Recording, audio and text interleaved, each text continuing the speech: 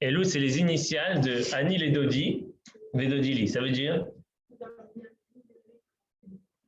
Mais ça veut dire quoi? Ça veut dire qu'il y a une proximité particulière avec Akadosh Baruch Hu, avec Dieu pendant ce mois-là. Alors, on sait que dans le monde religieux, dans le monde de la Torah, dans le monde des Yeshivot, il n'y a pas le mois d'août, ça n'existe pas. Il y a 3 semaines de vacances, et même les vacances, on n'oublie pas la Torah, hein, et la Tfila pendant les vacances. Et le premier Elul, tout le monde reprend la Yeshiva. Ça peut être cette année, je crois, le premier Elul, c'était le 3 août, un truc comme 9 août, voilà, c'était très tôt. Et bien, tout a commencé. 9 août, il n'y a pas vacances, c'est automatique. Nous, on a continué. Il y en a qui sont encore en vacances, il y en a qui partent maintenant en vacances. Mais même pas, voilà, dans lundi prochain, dans 12 jours, c'est Rosh Hashanah. Ce mois de Elul, il s'appelle aussi Réchit. Réchit, ça veut dire le début. Et il s'appelle aussi Acharit. Pourquoi Acharit? Acharit, c'est la fin. D'un côté, c'est le Réchit, c'est le début. On prépare un peu le début de l'année parce qu'en fin de compte, on a commencé une nouvelle année, même souvent les années scolaires, ça commence là, à l'école, etc. Mais c'est aussi la fin d'une année. Réchit. Et quand dans la Torah, on nous dit souvent Ve'ene Hashem Elokecha ba mereshit hashana ad acharit shana. Les yeux de Dieu, ils sont sur la terre d'Israël, on parle d'Israël, du début de l'année à la fin de l'année. Mais Réchit dans la Torah, il s'écrit aussi, ici, particulièrement, il ne s'écrit pas Réchit, normalement, c'est avec un Aleph. Et là, ça s'écrit Reshin Yutet. Ça vient du mot Rash. Rash, ça vient du mot pauvre. Donc, souvent, on termine un peu l'année, tu sais, comme on dit, sur les jantes. On est à la fin, là, comme ça et tout. C'est pour ça qu'il y a les vacances un peu, mais. Et pour commencer bien une nouvelle année, Réchit aussi, si on prend Reshin Yutet, Tav, pardon, c'est aussi les mêmes lettres que Tishri, le mois de Tishri, le premier jour de l'année, le premier Tishri, non, pas longtemps. Et le Gaon de Vilna, il explique une chose comme ça, il dit que Acharit, donc là, la fin, donc c'est la fin de l'année, c'est en valeur numérique, on ne va pas rentrer dans les détails, mais en valeur numérique, c'est une lettre, c'est un chiffre en dessous de Keter. Keter, c'est la couronne. On sait qu'à Rosh Hashanah, qu'est-ce qu'on va faire? Le couronnement à Chazak Rosh Hashanah, c'est le jour où on va couronner à Kadosh Baruch Hu. Les Malchuyot, on va en parler la semaine prochaine, parmi le travail de Rosh Hashanah, Zichronot, Shofarot, Malchuyot, on va faire couronner à Hashem, c'est notre roi, Hashem, c'est notre Dieu, Hashem, c'est notre Père, on va faire couronner à Kadosh Baruch Hu. Et il dit pourquoi Acharit, la fin, le mot Acharit, c'est un chiffre en dessous Keter. Et qu'est-ce qui fait que ce Acharit-là, cette fin-là, c'est qu'en fin de compte, Elul, c'est pas pour rien que ça va Rosh Hashanah. Parce qu'il y a un travail à faire pendant ce mois-là, ou ce qui reste aujourd'hui de ce mois-là, pour arriver à faire couronner Hachem. On peut l'apprendre. Je vais raconter une petite histoire. Vous savez que vous avez dû entendre parler de Tzouketan. Ça vous dit quelque chose, Tzouketan? Tzouketan, c'était une grande opération israélienne à Gaza. Et il y a eu plein de miracles. Mais un miracle qui n'est pas passé tellement dans les médias, c'est à Tzouketan, une des grandes missions qu'ils avaient, c'est de découvrir des souterrains, des souterrains, des tunnels avec lesquels ils voulaient rentrer en Israël et faire des attentats, etc. Et donc, comment ils faisaient? Il y a des soldats qui rentraient avec des chiens, etc. Et ils rentraient un par un, et comme ça, pour ne pas être tous ensemble dedans, et ils va y promener l'autre. Et un jour, il y a un soldat qui rentre et d'un coup, il voit en face de lui, dans le tunnel, une femme avec une bombe explosive autour de sa taille. Et il sait que là, c'est fini. Il ne peut pas aller loin, il ne peut pas la maîtriser. S'il lui tire dessus, elle explose. Donc lui, il voyait déjà la fin. Elle commence à crier à la Wakbar, etc. Et lui, il crie, donc du coup, il sait qu'il va mourir. Il crie Shema Israël. Et elle, d'un coup, elle est figée comme ça. Et il a ses commandes, etc. Tout de suite, il a sauté dessus, il l'a attrapé, ils lui ont attrapé les mains, ils l'ont arrêté, ils l'ont emmené dans les services secrets, le Shabbat, ils l'ont interrogé. Et c'était une juive mariée avec un arabe à Gaza. Et pendant des années, elle a eu des enfants, etc. Et à un moment, ils l'ont forcé à se suicider. Mais quand elle a entendu Shema Israël, donc le joug divin, ce mot-là, ou peut-être elle n'a jamais entendu avant, mais elle n'a jamais dit avant, mais peut-être ça lui a rappelé sa maison, et du coup, ça l'a déstabilisé. Ils ont pu la maîtriser. Et donc on voit que il y a cet appel-là de Shema Israël, cette phrase-là que tous les juifs dans le monde ils connaissent, ou même ceux qui ne connaissent pas, ça leur fait quelque chose cette phrase-là. Qu'est-ce qui fait que ça réveille? Qu'est-ce qui fait que cette phrase-là, cette malchoute, parce que qu'est-ce qu'on dit? Shema Israël, Hashem Elokeinu Hashem, qu'est-ce qu'on dit dans cette phrase? On dit Hashem, qui est Elokeinu, qui est le Dieu, d'accord? Il est un, il est unique, et donc on fait régner à Kadosh Baruch Hu, c'est Ol Malchut Shamim, on reçoit le joug divin sur nous à ce moment-là. Et tout de suite après, dans le schéma, on dit Ve'ahavta et Hashem Elokecha, tu aimeras Hashem ton Dieu, Bechol Levavecha, Bechol Nafshecha. On dit même s'il te prend ton âme, c'est l'amour d'Akadosh Baruch Hu. Maintenant, tu aimes quelqu'un quand il te force à l'aimer ou quand il te donne envie de l'aimer. C'est facile d'aimer quelqu'un quand il te force. Souvent, quand quelqu'un nous force à l'aimer, on a envie de lui dire je ne veux plus te voir. D'accord? Et donc là, Kadosh Baruch Hu, un peu, il nous force. Kadosh Baruch Hu nous a donné une Torah qui n'est pas toujours facile à respecter. Vous avez entendu ce qu'il a dit le pape en plus. Vous n'avez pas entendu? Regardez les infos, vous allez voir. Le pape, il a dit que la Torah, elle n'est pas vraie. Il vient de dire ça. Ce n'est pas la vérité, la Torah. Il s'est fait attaquer là par tous les grands rabbins d'Israël, etc. Mais en tout cas, Chas v'Shalom, en tout cas dans la Torah, c'est vrai que la Torah, c'est pas facile de respecter toute la Torah, toutes les mitzvot, toute loi, et on le voit surtout pendant les vacances. Hein. C'est pas à vous que je vais dire ça. C'est pas facile de respecter toutes les règles, même ceux qui arrivent à respecter pendant l'année, même quand on va dans des endroits bien, etc., de garder un cap, de garder les habitudes qu'on a, de faire attention, c'est très difficile. C'est humain, c'est très difficile. Donc, en fin de compte, Kadosh Baruch Hu, il nous dit, recevez mon jour, etc., mais aimez-moi de tout temps. Comment je peux aimer Kadosh Baruch Hu quand il me met des barrières, il me met beaucoup de gens avec qui je parle, beaucoup de jeunes, même des pages. Je dis, la Torah, c'est difficile, la Torah, c'est dur, c'est pas un truc sympa, la Torah. Est-ce que c'est un truc sympa, la Torah? Hein? Si personne ne répond. C'est un truc sympa, la Torah, ou pas? Enlevez les chavades, j'enlève les chavades. C'est un truc sympa, la Torah, sans les chavades. Est-ce que la Torah, c'est sympathique ou pas? Si vous enlevez l'alcool, les danses, les chants, les ambiances et tout, est-ce que la Torah, c'est sympathique? Ah oui. Ah ouais? C'est facile à faire, la Torah, c'est un kiff, la Torah? C'est honnêtement. C'est des contraintes, la Torah, c'est beaucoup de contraintes. Mais il y a beaucoup de contraintes dans la Torah, qu'on veut. Ça dépend quoi, mais dans la Torah, il y a beaucoup de contraintes ou il n'y a pas beaucoup de contraintes? Pour un homme, il y a beaucoup de contraintes. Si on respecte les contraintes, on part en vacances à Mykonos ou pas? Ouais, Ibiza ou autre, on ne peut pas partir. Ça veut dire que quand on part, on a un peu, il y en a, ils ont des remords. Ils ont un peu ils se sentent mal. Ça, c'est quand c'est le début. Mais quand tous les ans, ils vont, toute l'année, ils sont comme ça, ils n'ont plus de remords après. C'est vrai ou pas? Je suis sûr que chacun, des fois, on fait des petites fautes. Une fois, on fait, ça va. On a du mal, on se sent mal. Après, deuxième fois, on fait, on se sent un peu moins mal. Troisième fois, on fait, on se sent encore un peu moins mal. Et quand c'est la 100e fois, on ne sent plus du tout. C'est déjà normal. D'accord? Et donc, Akadosh Baruch Hu, il veut qu'on l'aime. C'est une mitzvah, c'est une obligation. Tu aimeras Hachem, ton Dieu. On le dit tous les jours dans le schéma Israël. Tu vas donner ton âme pour lui, mourir pour lui, de tout ton cœur, de tout ton argent, etc. C'est dur. Mais en vérité, c'est pas dur. Pourquoi c'est pas dur? Parce que dans la même tefila, que ce soit le matin, que ce soit le soir, on dit Ahava Rabba Ahaftanu. Hachem, tu nous as aimés d'un amour infini. Ahava Rabba Ahaftanu. Hachem Elokeinu Keraftanu Lavada. Tu nous as rapprochés de toi. Akadosh Baruch Hu, on est ses enfants.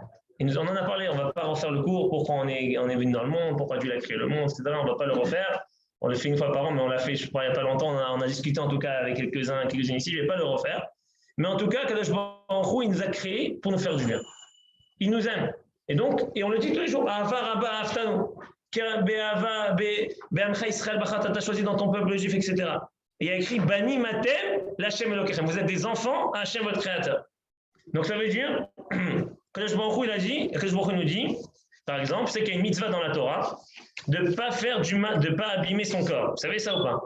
C'est-à-dire qu'on doit faire attention, par exemple, de regarder à droite et à gauche quand on traverse dans la route. C'est une mitzvah de la Torah. Certains ils disent, sans rentrer dans la polémique, que de se faire vacciner, c'est une mitzvah de la Torah. D'accord? Parce qu'on doit se protéger. On a déjà même de mettre un masque. C'est une mitzvah de la Torah. Mais il y a une mitzvah que je vous dis, Bani, vous êtes mes enfants. Un père, il ne veut pas que son fils il soit en danger. Et si son fils est en danger, il va lui dire, c'est dangereux ce que tu fais, je veux pas, je t'interdis de faire ça. Et bien, c'est la même chose. On dit, Bani Matem, Hachem Elokechem. Vous êtes des enfants. C'est l'enfant d'Akadosh Baruch Hu. Et donc, Akadosh Baruch Hu, on le couronne, on le fait régner sur nous un jour dans l'année. Le premier jour de l'année, Rosh Hashanah, on fait régner Akadosh Baruch Hu sur nous. Imaginez-vous, il y a un nouveau roi. Un nouveau roi qui va arriver en France, il y a un nouveau roi, ou en Israël, je ne sais pas où on habite. Il y a un nouveau roi. Et quand il y a un nouveau roi, on fait la fête, la nomination, etc., etc. Et imaginez-vous qu'on nous annonce que le nouveau roi qui va arriver, il va nous juger, chacun et chacun, on va s'asseoir tête à tête, il va nous juger un par un. Et si on a mal fait, on va être réprimandé. Si on a bien fait, on va avoir de l'abondance et des cadeaux, etc., etc. Est-ce que, quand on vous dit que ce roi-là, il va être nommé, etc., est-ce que vous allez continuer à faire la fête ou vous allez vous sauver, dire, si ce roi-là, je vais le nommer, après il va me juger, et il va être sévère, etc., je préfère m'éloigner de tout ça. Alors, qu'est-ce qu'on va faire? Normalement, on va avoir peur. Mais on dit, Akadosh Baruch Hu, le jour de Rosh Hashanah, donc c'est le jour du jugement, on nous dit qu'est-ce qu'il faut faire? Il faut être bessimcha, il faut être joyeux. Je sais qu'à la veille de Rosh Hashanah, est-ce qu'on vient à Kippour, on vient en tongs ou en, je sais pas, ou en basket, ou on ne mange pas, on ne boit pas, on ne se lave pas les mains, etc., etc. On se sent un peu, à Kippour, c'est pas un jour très joyeux, bien que on dit qu'il n'y a pas eu un jour joyeux comme Kippour.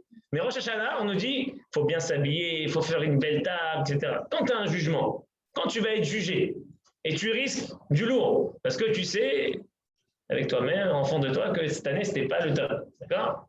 Et tu sais que tu vas devoir rendre compte. Est-ce que tu stresses ou tu es détente? Normalement, tu dois stresser. Je sais pas, moi, j'ai reçu une lettre là que il me demande de l'argent. Les impôts, pas les impôts. Mon fils, hein, au début du confinement, il y a 1 an, il a pas mis le masque. Il a oublié son masque et la police m'a arrêté. Ils m'ont donné une amende. Il ne voulait rien savoir, c'est un enfant de 12 ans, il ne voulait rien savoir, il a donné une amende. Et j'ai fait un recours et tout, mais là, c'est passé de 100, c'est déjà 400 €, etc. Et ils m'ont envoyé, et voilà, comment on dit, votre employeur, c'est le consistoire israélite de Paris, là, on va vous prendre de votre paye direct, etc. Bon, je veux dire, c'est 400 €, mais c'est un stress, non? Et si j'avais plus que ça, je ne sais pas si c'est des milliers d'euros où je dois aller un jour, j'aurais stressé. Et là, ce n'est pas des milliers d'euros. Là, Rosh Hashanah, on nous dit qu'on va être jugé, mais pas sur 400 €, 500 €. C'est la vie ou la mort, phrase de Shalom. C'est est-ce que je vais aujourd'hui prier, je vais pèleriner chez Rabbi Shimon Bar Yochai et je reviens à Phrase de Shalom, un homme il ne revient pas à la maison, ou un enfant il ne revient pas à la maison, ou des gens ils dorment chez eux à Miami et l'immeuble il s'écroule et il ne se réveille pas. Ou il y en a, il a 35 ans, il ne s'est pas marié, cette année il va se marier, et il n'avait pas d'enfant pendant 10 ans, c'est ça qui se décide le jour de Rosh Hashanah. Et nous, on est là, on nous dit, viens, fais un repas, prépare les simanim, tu fais la grenade, tu fais la viande de tête, tu fais tu prépares plein de repas, et les beignets de ça, et les beignets de là-bas, et des beaux costumes. Et normalement, on devrait stresser. On devrait stresser. Parce qu'en vérité, le mishpat, le jugement, c'est un jugement qui est dur. On va être jugé, est-ce qu'on va vivre ou pas? Alors, les gens, ils disent, non, mais moi, ça fait... Comme Shabbat dernier, j'ai parlé un peu à la synagogue, les gens me disent, ouais, surtout les Tunisiens, j'aime bien, je suis pas plus tunisien, Dieu il est gentil, Dieu il va pas nous faire ça, Alors c'est vrai que Dieu il est gentil, mais il nous aime, c'est notre Père. Mais c'est un jugement quand même. Il n'a pas dit, tu viens t'amuser avec moi. C'est un jugement, on va être jugé. Donc si quelqu'un il a mal fait, ben, il va prendre. Ah non, moi ça fait 50 ans, je n'ai jamais eu, tout va bien, je suis en bonne santé, j'ai jamais eu de problème. Oui, mais c'est pas sûr que ça sera la même chose l'année prochaine. Ça peut changer. Tu prends un risque si tu fais rien. D'accord? Donc Rav Wolbe, il dit que c'est un très grand jour, le jugement il est dur. Mais il y a une autre chose qui nous rassure, c'est quoi? C'est qui nous juge? C'est notre père.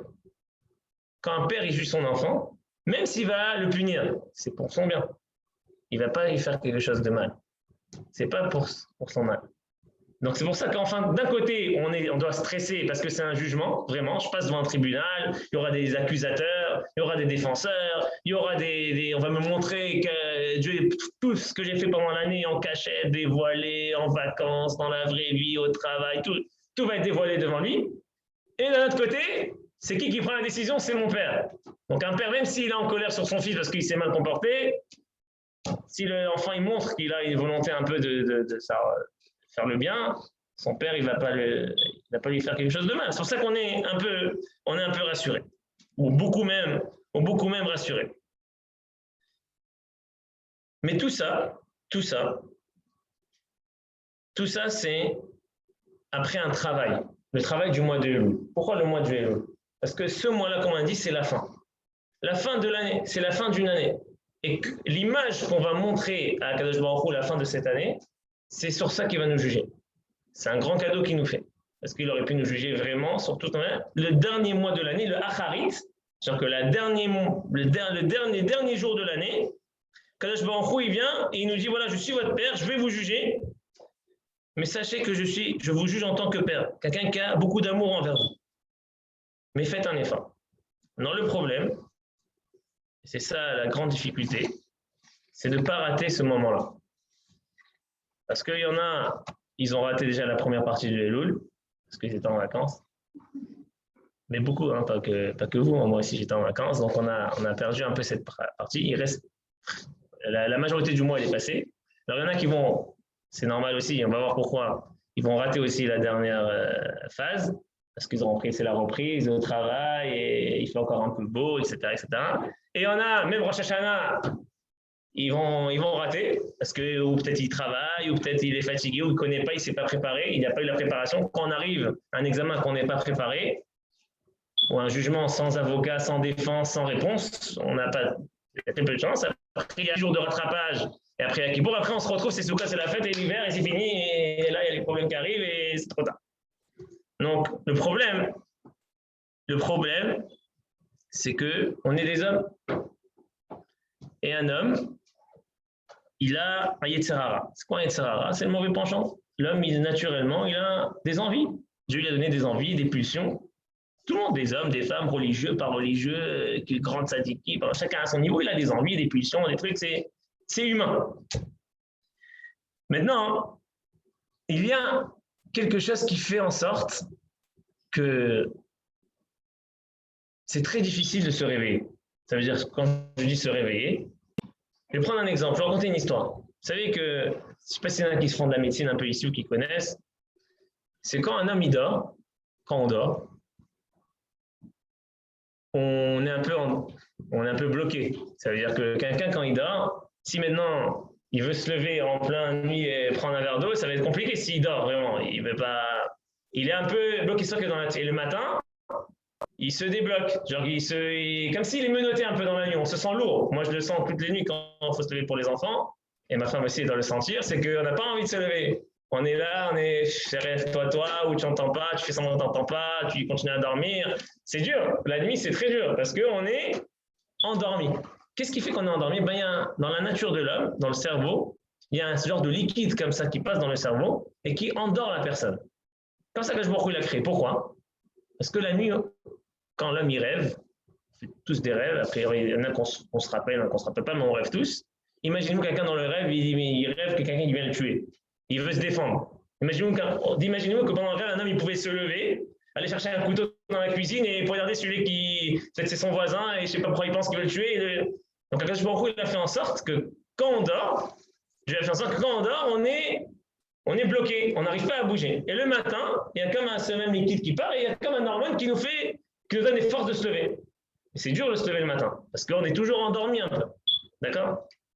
Et c'est pour ça que tous les matins, dans les brachot, ceux qui font les brachot du matin, les bénédictions du matin, on dit Baruch Ata Hashem, Matir Asurim, celui qui libère les prisonniers. C'est que dans la nuit, on est prisonnier. On n'arrive pas, c'est très dur. Et le matin, tôt, on n'a pas envie de se lever. Là, quand on doit se lever à 5h30 du matin, quand on va se coucher, moi, à minuit et demi, 1h du matin, c'est très dur. C'est qu'après toute la journée, tu ne vas pas pouvoir te reposer, etc.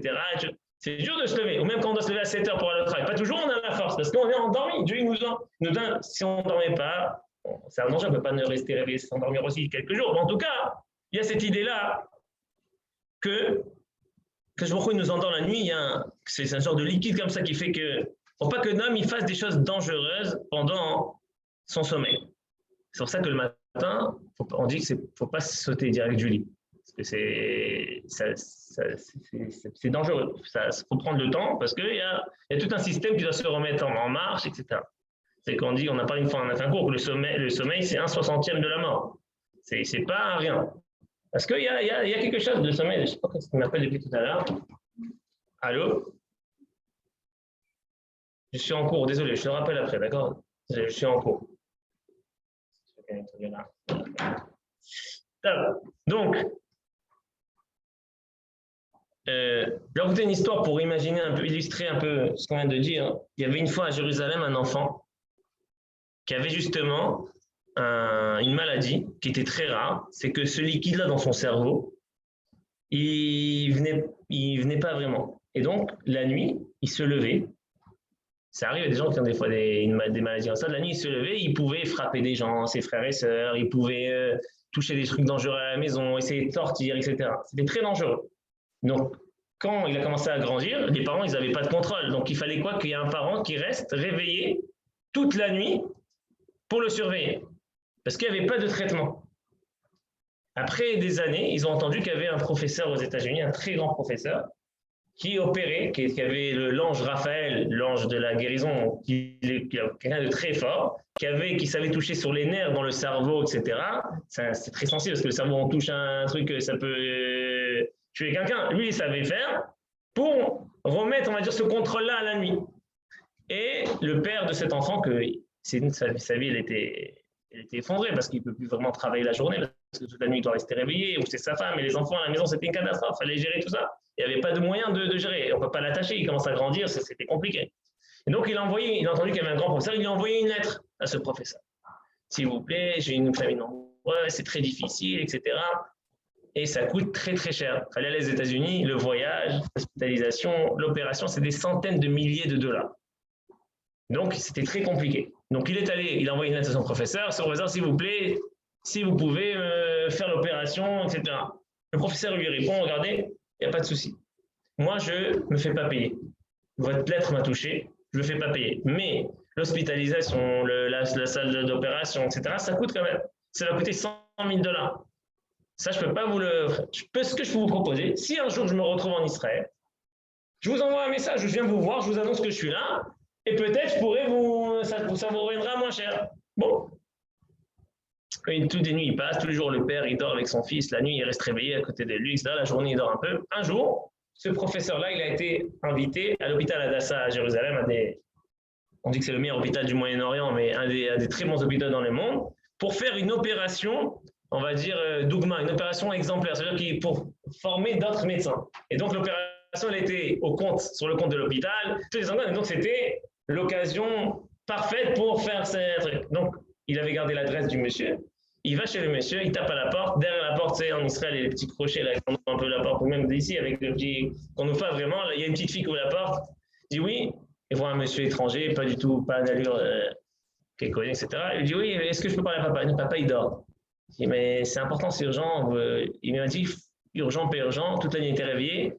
C'est le moment où il dort, je peux pas le. Maman, elle est où? Elle n'est pas à la maison. Ok, alors qu'est-ce que je fais? J'ai un téléphone, non, on n'a pas de portable, il n'a pas de portable. Ok. Qu'est-ce qu'on fait? Dites-lui que c'est très important, c'est dommage, il risque de regretter. Je peux pas, mon père, il m'a dit non, c'est non, je sais pas, tous les jours c'est comme ça. Elle était habituée, elle a écouté son père. À la fin, il lui met un petit papier, il dit voilà, dites à votre père, j'ai le numéro, dis à ton père, quand il se réveille, qu'il m'appelle tout de suite, c'est urgent. 4 heures après, le père, il se réveille, il appelle le professeur et il dit désolé, c'est trop tard. Je dis pourquoi? Parce que à l'hôpital, il y avait un malade aussi, justement, et moi, j'avais mis en condition que ce test-là, cette façon, je l'ai fait et c'est moi qui choisis le patient. Et je vous avais choisi à vous. Mais là, vous n'avez pas répondu présent. Moi, à l'hôpital, j'ai mon vol dans 2 heures. De toute façon, c'est fini. Non, il n'y a rien à faire. Et il a dû rester encore des années avec son fils comme ça. C'est une vraie histoire. Qu'est-ce qu'on apprend pour ça pour nous? En fin de compte, c'est nous. C'est qu'on sait qu'il y a un moment dans l'année où on peut faire couronner. Nous, on dit à Dieu, tu es un roi. Nous, on le proclame roi. Vous imaginez? On proclame Dieu, on dit, toi, tu es notre roi. Donc, et en même temps, tu es notre père. Donc, en fin de compte, et Dieu dit, je vous aime et je vous donne, etc. Et, Shalom, on risque. Parce qu'on est pris dans la routine, on est pris dans nos envies, dans nos pulsions, dans le travail, dans tout. Je parle pour moi. Je dis ce cours-là, c'est le début des cours de Hello, je ne suis pas pour moi. On est pris dans tout ça et on risque de rater le coche. C'est-à-dire de se réveiller après les fêtes, après le truc, et ça sera trop tard.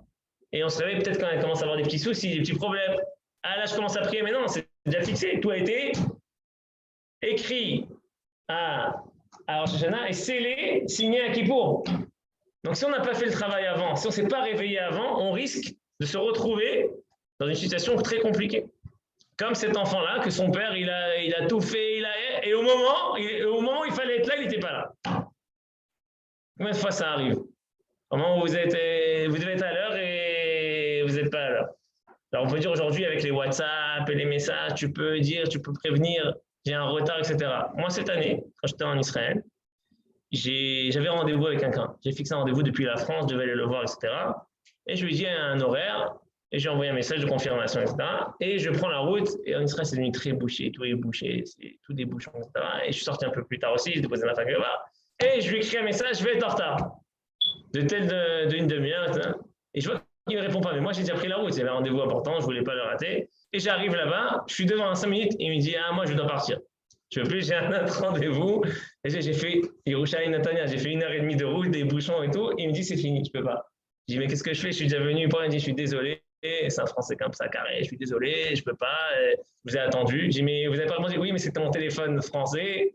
Vous me parlez sur français, moi, j'avais que mon téléphone israélien sur moi. Donc, même il avait le téléphone, le WhatsApp et tout, je n'avais pas le bon numéro. Donc, j'ai arrêté le rendez-vous. Bon, j'ai négocié, j'ai attendu 3 heures, j'ai été étudié. Et après 3 heures, on s'est vu quand même. Mais, c'est sûr que même quand on doit être à l'heure, quand on sait qu'il y a un moment important qui arrive, il ne faut pas rater ce moment-là. Si on rate ce moment-là, on risque de regretter toute la vie. Alors, bien sûr, Kadosh Baruch Hu, il a ses calculs. C'est pas parce que j'ai peut-être pas prié qu'un homme il est mort, ou il est tombé malade, ou il a perdu de l'argent, ou il a des problèmes avec ses enfants, ou avec ça. C'est pas obligatoire. Mais on sait que Rosh Hashanah, c'est le jour.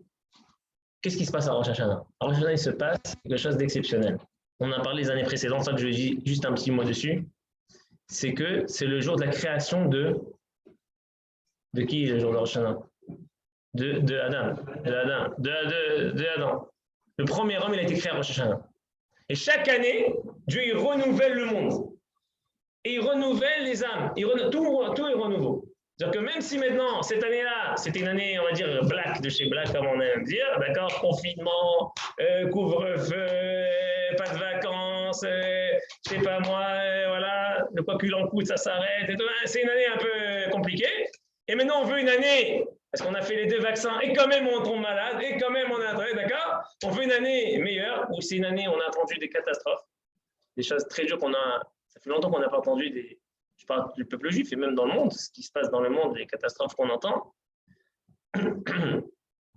il y a une chance de repartir à zéro. Il ne faut pas la rater, parce que ça dure 2 jours. On a 2 jours, c'est 2 jours. Si on rate ces 2 jours-là, il y a une séance de rattrapage qui est Kippour et les 10 jours après, mais bon, c'est déjà du rattrapage. Quand on sait que le rattrapage, ce n'est pas comme le premier coup. Il ne faut pas rater ce moment-là. Il ne faut pas rater ce moment-là. Et qu'est-ce qui fait Akadosh Baruch Hu pour nous réveiller? Qu'est-ce qu'il nous a donné comme mitzvah pour nous réveiller, comme action pour nous réveiller? C'est le shofar. Le shofar, c'est un réveil. Cette trompette-là, cette sonnerie-là, c'est un réveil. Ceux qui ont des synagogues à côté des voisins qui ne sont pas juifs, vous vont dire que les voisins, ça les dérange le matin quand à 6h30, on sonne là, ils appellent ça. Mon voisin, moi, je m'entraîne un peu à la maison pour sonner à la synagogue. Il m'est monté un jour, il dit arrêtez avec votre trompette. Ou le voisin, ou à la synagogue, le maire, il a envoyé une lettre au président arrêtez avec votre corne, sonnez dans la corne de gazelle. C'est que ça les dérange parce que ça réveille. Le chauffard, on peut sonner, c'est pas un truc électronique, il n'y a pas de sono pour augmenter le son et tout. Rien que lui-même, ça fait quelque chose. Parce qu'il faut se réveiller. En fin de compte, le travail de ce mois de Elul, de Rosh Hashanah, c'est de se réveiller. C'est de ne pas continuer dans cet endormissement, je ne sais pas si ça se dit, de l'année. On est endormi, on est dans notre courant, dans notre routine, dans nos envies, dans nos plaisirs. Qu'est-ce que je vais faire là, où je vais aller kiffer là-bas, où je vais aller voir ça, qu'est-ce que je vais faire, où je vais manger là. Que des trucs comme ça et on ne s'arrête pas pour regarder notre vie à nous à l'intérieur. Parce que c'est dommage. Pendant cette période-là, Kadosh Baruch Hu est tellement, alors j'aime pas dire ça, mais c'est vrai, il est tellement miséricordieux avec nous, c'est qu'il accepte même des faux billets. Est-ce que vous connaissez des gens qui acceptent des faux billets? Vous allez en vacances, je sais pas, en Espagne ou en Chypre, d'accord? Et vous voulez payer avec des faux billets. Est-ce que ça passe? Parce qu'il y a des pays, si vous attrapez un faux billet, non seulement ça passe pas, en plus ils vont vous mettre en prison, vous avez attrapé le faux billet. Kadosh Baruch Hu à Rosh Hashanah, Kippour, il accepte des faux billets. D'où je sais qu'il accepte des faux billets? Parce que vous savez qu'il y a, les amis, il y a une halakha. Par exemple, c'est que est-ce que maintenant j'ai le droit d'aller dans une boulangerie pas cachère et acheter du pain?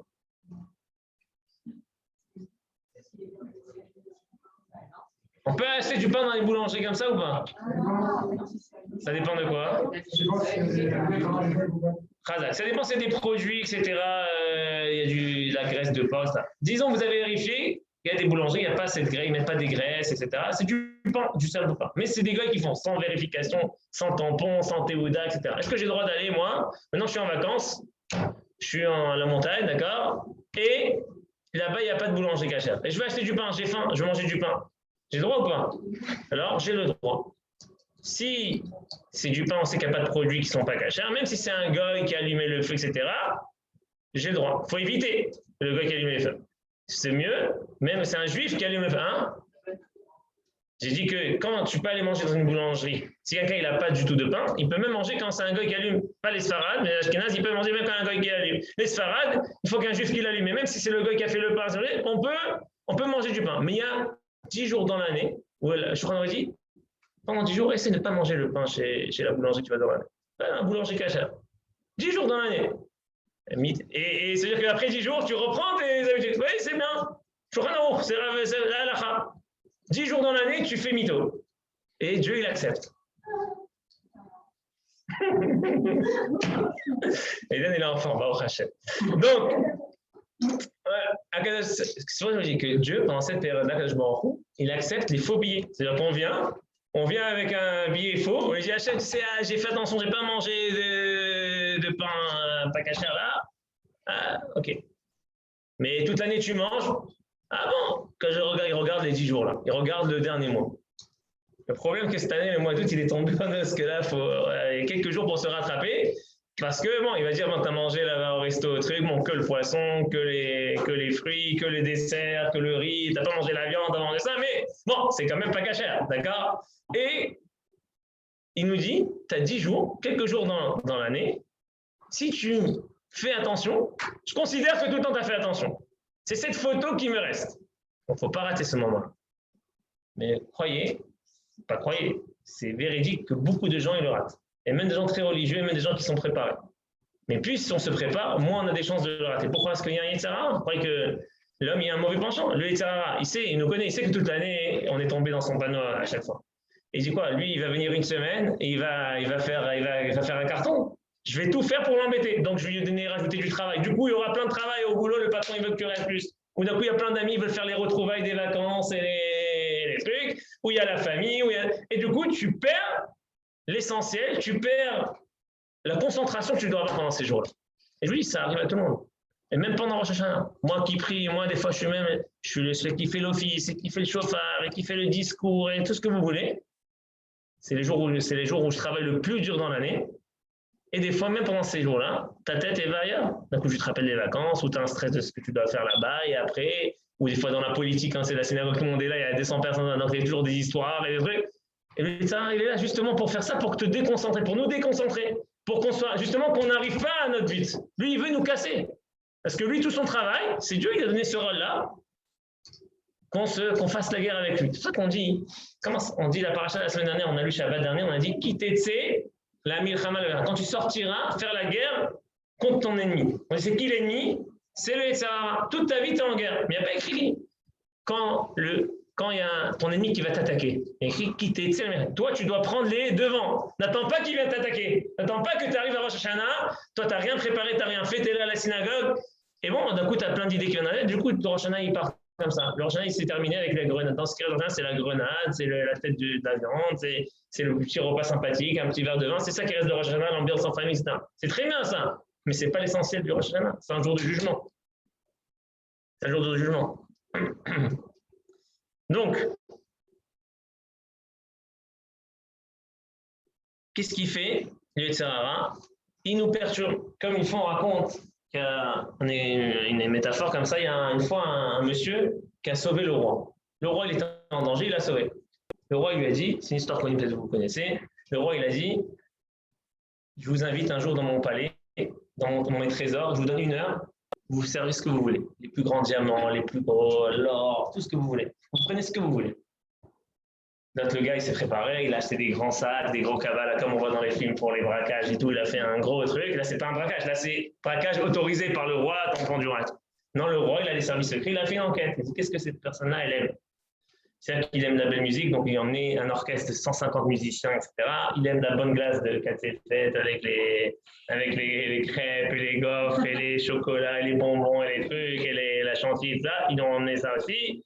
Il aime des entrecôtes, il en emmené des entrecôtes. Il aime, je sais pas moi, les de l'art, il en emmené de l'art, tout. Et lui, il arrive, il est là, et d'un coup, grande musique, etc. Donc, il est émerveillé, il regarde il écoute la musique, il est là, il est en plein kiff.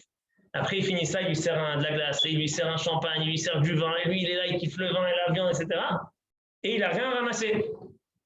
D'un coup, il regarde sa montre, il reste 5 minutes. Là, il court, et là, il tombe, et il ramasse, il reste même pas un demi-sac, il est sorti. C'est un peu ça aussi. C'est un peu nous aussi. C'est qu'on nous dit, va prendre, c'est le moment, tu peux prendre. Il est avec des valises, là. Dieu, il est avec des valises remplies de bonnes choses. Remplies de vie, de santé, de parnassa, de sérénité. Et nous, on est là, on est occupé à manger au resto, à aller travailler, à perdre notre temps sur le téléphone, je parle pour moi. Et... Pourquoi? C'est dommage. C'est dommage. Après, on risque de regretter. Et souvent, les gens, ils regrettent après. Quand il arrive l'hiver, et on a des petites galères à la fac, ou au travail, ou à la maison, etc., et on regrette. Pourquoi on n'a pas pris? Pourquoi on ne s'est pas réveillé? On ne s'est pas réveillé à temps. C'est comme vous, un autre exemple qu'on peut donner. Quand vous voyez un homme, il remplit une lettre. Remplit une lettre. Souvent, vous voyez dans les lettres, au début des lettres, quand j'écris une lettre, surtout à l'époque en parchemin, c'est bien écrit, tout est espacé, il y a les virgules à la place, etc. etc. Mais quand vous arrivez à la fin, d'un coup, ça devient très serré l'écriture, et il écrit en bas et en haut, et il fait des flèches à droite, à gauche, etc. Pourquoi? Parce que quand il a commencé, il dit, j'ai de la place, j'ai le temps, je peux écrire, il y a plein de place. Et quand il arrive à la fin de la page, il voit qu'il n'a même pas commencé la moitié de ce qu'il voulait dire, là, il commence à stresser, il met de partout. Et c'est la même chose. Dans la vie, c'est à Rosh Hashanah, mais c'est dans notre vie de tous les jours. On est tous, bon, Hachem, je dis vous, je suis aussi jeune comme vous, on est tous jeunes, et on se dit, bon, on a le temps, là, on va kiffer, là, on va aller là-bas, là, on va faire ça, là, on va faire ça. Et on ne s'occupe pas de notre vraie vie, du vrai rôle qu'on a dans notre vie. C'est quoi le rôle de la vie? C'est de construire un foyer, c'est de travailler, c'est d'apprendre, c'est de respecter le maximum qu'on peut la Torah, les mitzvot, de se rapprocher de Dieu. Comme on peut, chacun à son niveau, doucement. Il ne faut pas devenir des saints du jour au lendemain. Mais de faire des choses sérieuses, de se poser la question où je vais, qui je suis. C'est qu'une fois, est-ce que vous avez entendu parler de Rav Steinman? Rav Steinman. Vous avez entendu parler? Rav Kanievski, vous avez entendu parler de Rav Kanievski? Rav Steinman, c'est comme Rav Kanievski, le très grand dirigeant du peuple juif, qui est niftar il y a quelques années. Je crois que ça fait 5 ans ou 6 ans, un truc comme ça. Il est niftar à plus de 100 ans. Plus de 100 ans. Et un jour, il était aux États-Unis pour un voyage, pour aller renforcer les gens, le tigre, etc. Et il arrive à la douane aux États-Unis. Et à la douane, vous savez, ceux qui étaient à New York, aux États-Unis, ils posent beaucoup de questions là-bas à la douane. Et les caméras, tu dois regarder, tu dois mettre le doigt, et où tu vas, et qu'est-ce que tu fais dans ta vie, c'est quoi ton métier, jusqu'à quand tu es là. Et même lui, grand, il est venu avec. Quand Rav Steinman, il bougeait pas beaucoup. C'est quelqu'un qui étudie nuit et jour. Il habitait dans une pièce que Rav Kanievski, il habite dans une maison. C'est simple. C'est pas rien. Mais justement, quand il se déplaçait dans le monde pour dire pas 10 mots, renforcer, etc., il y avait des milliers de personnes, et la police, et ils ouvraient, ils fermaient des routes, et l'aéroport. Mais là, et même lui, il doit passer à la douane. Et le gars de la douane lui dit, alors, qu'est-ce que vous faites dans la vie? Il dit, ben, j'étudie. Très bien, et vous faites quoi avec votre étude? Ben, j'étudie la Torah, et j'enseigne la Torah, etc. Et qu'est-ce que vous faites et qu'est-ce que vous faites encore avec ça? Et là, il s'est dit, je sais pas, j'étudie. Il s'est acheté un géant, un saint, vraiment un saint. Il s'est dit, regardez, même moi, un jour, je vais arriver après 120 ans, et je vais être tête à tête avec Dieu, il va me dire, alors qu'est-ce que tu as fait dans ta vie? Je dis, ben, j'ai étudié. Ben, très bien. Et quoi encore? T'as fait quoi avec ça? Lui, un géant qui a fait tchouva des centaines de milliers de personnes, son impact il est très fort. Ça lui a, quand le gars de la douane il a posé la question, qu'est-ce que tu as fait dans ta vie? J'ai dit vraiment, qu'est-ce que j'ai fait dans ma vie? J'ai étudié un peu, c'est bien et tout, mais qu'est-ce que j'ai fait dans ma vie? Donc nous, bon Hachem, on espère une longue vie, parce que même ça, c'est pas garanti, mais on espère une longue vie jusqu'à 120 ans. Mais là, c'est que chaque année, on est jugé sur l'année. Et je vais dire, alors qu'est-ce que tu as fait cette année? Est-ce que tu peux me dire ce que cette année tu as fait? Moi, voilà, j'ai une valise pour donner la santé, la réussite, le travail, le job, la femme, le mari que tu cherches, les enfants que tu attends, etc. J'ai tout ce qu'il faut là. Mais on s'assoit, on voit ce que tu as fait cette année. Ah, je sais que j'ai pas fait grand-chose cette année. Bon, alors cette année, tu n'as pas fait grand-chose. Mais il y a le mois de Elul. J'étais là, j'étais proche, là, on dit, ah, mais là, le roi, il est dans le champ. Une fois par an, le roi, il descend comme ça, que je me il est parmi nous. Et tu as fait quoi pendant ces mois-là? Ah, j'étais en vacances. Voilà. Ok, c'est que c'est pas le mois de vacances tellement qu'il faut. Bon, qu'est-ce que tu as fait? Si j'arrive devant le roi, je dis, j'ai rien fait pendant ce mois-là. Je dis, attends, mais tu avais la dernière chance. Tu avais un mois pour rattraper. C'est quoi ce mois-là? Je veux dire quelque chose de très beau que j'ai lu du Rav Echeskel et Weinstein. C'est vrai qu'on a dit qu'on est les enfants d'Akadosh Baruch Hu. C'est vrai qu'on est tous ses enfants. C'est combien de jours il y a entre le premier Elul et la fin des fêtes, donc après Simchat Torah? Combien de jours il y a? Combien? Depuis le premier Elul jusqu'à après Simchat Torah. Combien de jours il y a? Non. Non. 52. 52 jours. Comptez, depuis le premier Elul jusqu'au lendemain, jusqu'à la fin de Simchat Torah, le soir, il y a 52 jours. 52 jours en chiffres, en valeur numérique. 50, c'est la lettre 50. Le chiffre 50, c'est Nun. Et le chiffre 2, c'est Bet, Ben, fils. Et 52, c'est aussi le nombre de semaines de l'année. Kadosh Baruch Hu, il nous dit, Dieu il nous dit, regardez, je vous donne 52 jours pour rattraper, même si tu n'as pas fait le travail, 52 semaines. Si pendant les 52 semaines, tu n'as rien fait, chaque jour, là, depuis le mois de Elul, jusqu'à la fin, chaque jour, il répare une semaine. Et comme c'est aussi le dernier mois de l'année, et c'est aussi le mois qui prépare l'année, et il influence une semaine. Ça veut dire que si pendant ce mois-là, chaque jour, tu as travaillé, tu as fait des efforts, alors c'est pas obligé que tu n'es pas devenu collègue du jour au lendemain, tu n'as pas arrêté la fac, tu n'es pas rentré, tu n'es pas passé Dayana pas direct au collège ou de Mykonos direct à la yeshiva, ça passe pas, ça marche pas comme ça, mais tu as fait des efforts, tu as fait des efforts. Et bien ces efforts-là, premièrement, ils réparent une semaine de l'année, et ils influencent pour le bien une semaine de l'année qui vient. Tout ça pourquoi? Parce qu'on est les banim d'Akadosh Baruch Hu, on est les enfants d'Akadosh Baruch Hu. Un père à son fils, s'il sait qu'il lui a donné un but et il n'a pas réussi à le réaliser, il lui donne une dernière chance. Et il lui dit, regarde, tu travailles bien maintenant, je te donne ça. Je sais pas, moi, avec les enfants, on fait que ça toute la journée. Je sais pas, tu aides, tu auras la blague, tu aides pas, tu n'auras pas, tu fais ça, tu auras ça. C'est comme ça. On fait ça toute la journée avec nos enfants. On veut qu'ils réussissent. S'ils travaillent bien, il aura. S'ils ne travaillent pas bien, c'est comme ça. Et on a cette chance-là pendant cette période. C'est 52 jours, là, on en a perdu quand même beaucoup là. Mais il nous reste, je crois que là sur les 52, on n'est pas la majorité encore. On a encore, Baruch Hashem, on n'est pas trop tard, on s'est réveillé, j'espère qu'on s'est réveillé, on essaie de se réveiller à temps, d'accord? Et donc, toute la vie, c'est ça. Et c'est pas que la vie, c'est l'année, c'est pas la vie, parce que c'est cette année-là qu'on va, Bezrat Hashem, on termine et qu'on va commencer, il faut pas la rater. Et je termine avec deux petites choses. Une anecdote. Une fois, il y a un Rav qui m'a raconté, c'est un mon Rav, il a une yeshiva, etc. Il va des fois ramasser de l'argent à Genève, en Suisse, à Zurich, etc. Et un jour, il a vu un ami là-bas. Un ami qui était à la grande gare de Zurich. Zurich, c'est une très grande gare de train. Et il était là-bas, il voit son ami, il lui dit, alors où tu vas? Il rencontre comme ça, il dit, je vais à Paris. Ok, très bien. Quel train tu prends? Je sais pas, j'ai mon train dans 4 heures. Je dis, pourquoi t'es là? Je dis, parce que dans le train là qu'il y avait, il n'y avait pas la place en business, truc. Je préfère, c'est un long voyage, je préfère voyager bien. Je dis, si tu vas voyager, là c'est jeudi soir, vendredi matin, je sais pas, c'était, tu risques de rater un peu Shabbat, etc. Non, moi je vais être à l'aise, c'est dur, j'ai pas envie, je peux me permettre, je paye. Donc, le gars il paye, il attend, et il prend le train, il s'endort, il s'allonge bien dans son siège et tout, et il se réveille. Il s'est trompé de train, il a pris le train du sens inverse. Et là, c'est la veille de Shabbat, il est dans un trou perdu, il n'y a pas de, je sais pas quoi, il y a pas de, et là, il a raté. Pour du plaisir de quelques instants, il a raté Shabbat. Il était jeté dans un endroit, même pas il avait à manger, etc., pour passer le Shabbat. Ou, ça, c'est des exemples, et je parle pour moi. On s'arrête sur le truc qui est temporaire, et on rate, on perd ce qui est nitzri, ce qui est éternel. là, on croit, nous, après, ça, on peut discuter. Hein.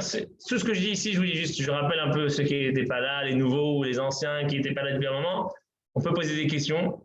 C'est pas que je parle tout seul, on peut poser des questions pendant le cours, après le cours. On peut ne pas être d'accord. Si quelqu'un ne comprend, si quelqu'un ne croit pas, par exemple, qu'on a une âme et qu'elle est éternelle, on peut discuter sur tout ça. C'est pas, ce que je dis, c'est pas toujours. Faut pas le prendre comme ça en comptant. On peut discuter, poser des questions. C'est pas une vérité que je détiens. D'accord? Donc, on a une neshama, et notre neshama, elle est éternelle. Elle est là dans un passage, dans ce monde-ci, pour quelques années. Si, pendant ces années-là, au lieu d'investir dans l'éternel, on investit sur le court terme, on est passé à côté de notre vie, on est passé à côté du but. On est passé à côté du but. Donc, le mois de Elul, justement, c'est le mois où on se réveille. Donc, on doit se réveiller une fois par an, on prend un chauffard. Le chauffard, c'est un choc. C'est un choc qu'on reçoit pour pas avoir des gros chocs dans l'année. Pour pas qu'on se réveille, peut-être vous n'êtes pas tellement connecté, Israël, etc. Mais moi, la nuit où à Méron, il y a des dizaines de juifs, des enfants, des centaines de personnes qui étaient écrasées, qui se sont fait écraser un sur l'autre dans le stress, etc. C'est un traumatisme, c'est une claque qu'on prend. Ceux qui connaissent, qui vivent dans le milieu religieux, qui connaissent, moi j'ai un ami, il a perdu un neveu, il a perdu trois neveux, il a perdu. Il y en a ici à Paris, avec qui j'ai jugé. Des gens d'excellence, c'est des Français. En Kawa, El Haddad, c'est des gens des Français. Des francophones, en tout cas. Mais c'est des gens, ils ont perdu 2 enfants. L'autre, il a perdu son mari. Elle a perdu, elle est une femme avec 10 enfants, elle a perdu son mari. Elle est partie prier, il est revenu. Si on ne veut pas avoir ces traumatismes-là, parce que ces chocs-là, eux, c'est des gens, c'est des tzadikim, mais c'est pour nous ces chocs-là. C'est nous, on se réveille avec un choc, on entend. D'un coup, on se réveille le matin, on va dormir, tout va bien, on se réveille le matin, 45 morts, un truc, 43. On est en choc. On ne sait pas. Là, on a oublié. Dieu il a fait l'oubli, mais il y a des gens qui ne sont pas remis. Il y a des 70 orphelins, c'est un truc de fou. Où là, les gens, ils dorment chez eux à la maison, et d'un coup, tout s'écroule. À Miami, 38 juifs qui sont morts comme ça, écroulés pendant des semaines pour les sortir, etc. Ça, c'est des chocs qu'on reçoit pendant l'année. Ce n'est pas pour faire peur. C'est pas pour faire. C'est de réaliser que l'Akadosh Baruch Hu nous a donné la possibilité de nous faire nous-mêmes à nous-mêmes nos chocs. Et de ne pas nous envoyer des chocs, des traumatismes après. Ou comme Eden, il connaît un ami à elle que son accident d'avion là, pendant les vacances, ou Johan Seba que s'y connaissent, hein, qui vient un peu des fois dans les cours, qui est venu plusieurs fois, son père un accident de squad à Chypre, comme ça, des galères, des trucs horribles qu'on entend. Alors c'est qu'il y a toujours eu des accidents, il y a toujours eu des maladies, c'est vrai ça, mais des fois quand ça touche à côté de nous, quand c'est proche de nous, ça donne un choc, ça fait un choc, ça arrive. Mais le problème, moi en premier, là, j'étais à l'enterrement avant Shabbat, j'étais chez lui à la maison, mais ouais, j'ai repris ma vie, je ne pense pas à lui toute la journée. Mais pourquoi arriver à ces chocs-là si on peut les éviter? Et comment on peut les éviter si on se prend un temps? Si le chauffard qu'on sonne à Rosh Hashanah, il nous réveille. Ou pendant le mois-là de Elul, tous les matins après la tefila, on sonne le chauffard. Ça doit réveiller. Et ça doit nous réveiller. Pourquoi ça doit nous réveiller? Parce que vous savez que, comment il s'appelle le jour de Rosh Hashanah? Il y a plusieurs noms. Mais dans la Torah, il est appelé comment le jour de Rosh Hashanah? Non, dans la Torah, il n'y a pas écrit Yom Hadin. C'est le jour du jugement. Yom Hadin, c'est le jour du jugement. Rosh Hashanah, Yom Tefila, c'est un jour de prière. Mais dans la Torah, il appelé comment? Yom Teruah. Le jour de. C'est quoi Teruah? De la sonnerie. Le jour de la sonnerie. Combien dans la journée il prend la sonnerie? Combien de temps dans la journée elle prend la sonnerie? Alors, un peu plus. C'est 5 minutes, les 30, environ c'est 3-4 minutes les 30 premiers sons. Et encore, si vous prenez tous les sons de la prière, il y a 101, 101. Ouais, ça prend, allez, 10-12 minutes. Et la journée s'appelle le jour de la sonnerie. Sur 12 minutes de la journée, tu passes 5 heures le matin à la synagogue, 2 heures, tu passes au repas, les simanes et tout. Ça s'appelle le jour de la sonnerie. Pourquoi? Parce que le travail de ce jour-là, bien sûr qu'il y a ceux qui arrivent à travailler, à prier, à demander, à faire des efforts, c'est super. Mais la base de ce travail, c'est le réveil. Dieu veut qu'on se réveille. Il veut qu'on arrête de dormir. Il veut nous secouer. Il ne veut pas qu'on regrette. Il ne veut pas qu'on arrive à la fin et dit ah Dieu, c'est trop tard, c'est fini, je ne suis plus là. Parce que le Baruch Hu, il descend, il est là jusqu'à Kippour. Vraiment, la nuit là, c'est l'heure de la fermeture. Là, il y a une proximité. Il est là parmi nous. Comme on raconte, je termine avec cette histoire-là, il est tard. On raconte qu'une fois, il y avait un couple d'Américains, des Juifs américains, que leur fils il est parti il a fait son aliyah, il est parti en Israël, habiter. Il s'est marié, il a les enfants là-bas, etc. Moi, c'était à l'époque où il n'y avait pas les avions comme ça faciles comme aujourd'hui, il venait en bateau, etc. Et un jour, ses parents, ils envoient une lettre. On sait mon fils, on sait notre fils que tu travailles, tu es occupé là par ça. On ne connaît pas tes enfants, on n'a jamais vu. On va venir nous. Très bien. Ils viennent les parents. Ils se prennent l'adresse, ils arrivent en bateau au port, ils s'attendent, ils croient que leur fils il va les attendre. Mais ben, leur fils, il les attend pas. Ils ne les ont pas vus depuis 15 ans, il les attend pas. Bon, ils prennent le bus et le taxi, et ils marchent, ils arrivent, il est 4 heures du matin, ils tapent à la porte. C'est leur fils, le fils, il ouvre un peu la porte, tout fatigué, endormi avec le liquide là dans le cerveau qui n'est pas encore remonté à sa place. Et je vais pas, oui, c'est un peu serré, c'est la nuit et tout. Il y a un hôtel là juste à côté. Vous allez à l'hôtel demain, je viens vous voir. Et il ferme la porte. Le père, il va à l'hôtel, il se lève le matin, il attend son fils. Il voit que son fils, il n'est pas là de bon matin. La claque qui s'est prise, il a été voir l'hôtel, il dit je repars. Le fils, il attend, l'après-midi, peut-être mon père, il va venir. Et son père est parti, il va à l'hôtel. Le gars dit oui, votre père, il a dit qu'il est reparti aux États-Unis. Il y a un verset dans Télim, dans Shirachirim, on dit Dodi, vous connaissez cette phrase-là? Il y a écrit Dodi, c'est quoi la phrase? Une seconde.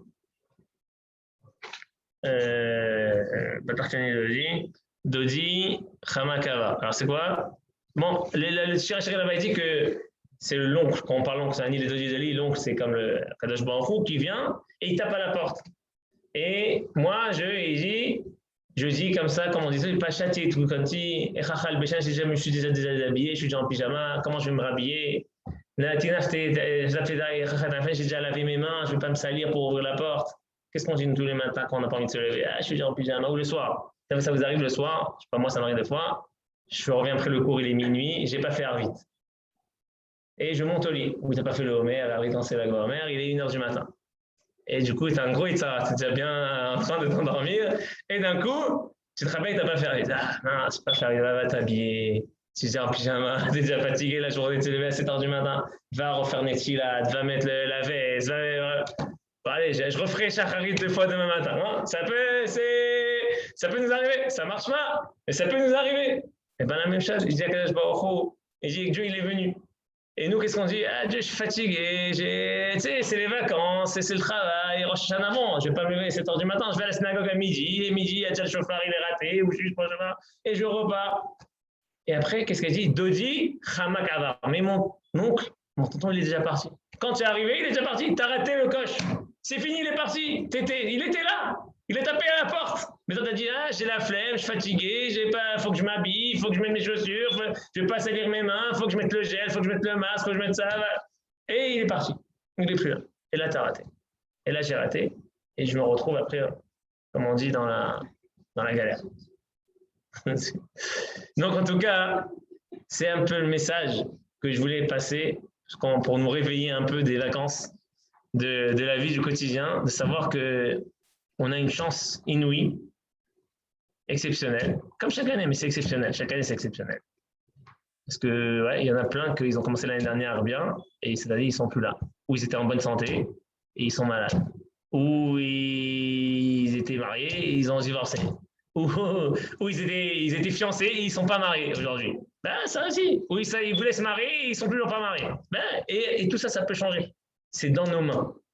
C'est dans nos mains.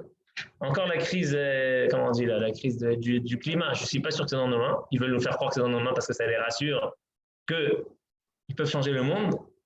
Ah, peut-être on peut agir un peu, mais je pense, hein, mais par contre, notre vie personnelle à chacun, c'est dans nos mains. Si on agit, si on se réveille, si on écoute le chauffard, si on se dit qu'il ne faut pas tout changer, on ne va pas devenir des tzadikim du jour au lendemain, tous marcher en tsniout, tous ne plus regarder les filles, ne plus aller en boîte, ne plus manger, ne plus aller boire, ne plus aller... C'est impossible. Je ne vous dis pas ça, je dirais ça, c'est du mensonge. Mais on a dit que Dieu il accepte des phobies là, pendant cette période. Faites 2 semaines, 3 semaines d'efforts. Alors je ne dis pas encore un jour, il ne va pas à la prière, il va à la prière, il ne va pas aller filmer, il n'aime pas tsniout, 2 tsniout, un jour tsniout, 1 heure tsniout, je ne sais pas, débrouillez-vous un peu Shabbat, un peu. Chacun, il sait, s'il y en a qui veut des conseils, je peux vous donner des trucs faciles à faire, avec Atamas, donnez-il à faire un effort. Montrer qu'on fait un effort. Juste montrer un effort. Je ne mange pas toujours kasher bien avant, et bien cette semaine, je mange bien kasher. Chacun faire un effort, pas des trucs fous, des trucs mytho, c'est du mytho. C'est vrai que c'est du mytho. C'est que dans 3 semaines, après Kippour, on va reprendre. Mais Akash Baruch Hu, il dit j'accepte. Montrez-moi. Il ne faut pas dire je fais mytho. Ça marche pas. faut vouloir vraiment avancer, essayer de garder au maximum, bien qu'on sait que peut-être l'année dernière, j'ai pris 60 mois et que je ne l'ai pas tenu, mais j'ai essayé au moins de le faire. J'ai continué, au moins la volonté, elle était là. Et je me redis, il dit, Pitrouli, Petar Kechudo Shel Machad, Vaniftach Lachem Petar Ketro Shel Ulav. Ouvrez-moi la porte, laisse-moi, même ouvre-moi juste comme une aiguille. Ouvre-moi la porte, entre-ouverte. Moi, je vais trouver le moyen pour rentrer. Je lui dis, ouvre-moi, fais le pas vers moi, un petit pas. Moi, je ferai un grand pas vers toi. Mais fais le petit pas, fais le petit pas. Il dit, Daniel, fais un petit pas. Fais un effort. Ne dis pas, j'attends demain, après-demain, c'est dans une semaine, non, c'est pas bon. Ok. Bon, je voulais emmener le chauffeur pour sonner un peu, mais il est dans la voiture. Peut-être que je vais le ramener. Attends, pendant que vous mangez, on va mettre un petit coup comme ça. Et maintenant, c'est mon entraînement de la journée. Je dois m'entraîner pour le. Non, mais j'ai besoin du mien. C'est avec le mec que je suis habitué. Il n'est pas truqué, hein, mais c'est avec le mec que je suis habitué. Bon, mais attachez, regardez. On va essayer. Bon, comme j'ai dit, hein, s'il y a des questions ou quoi,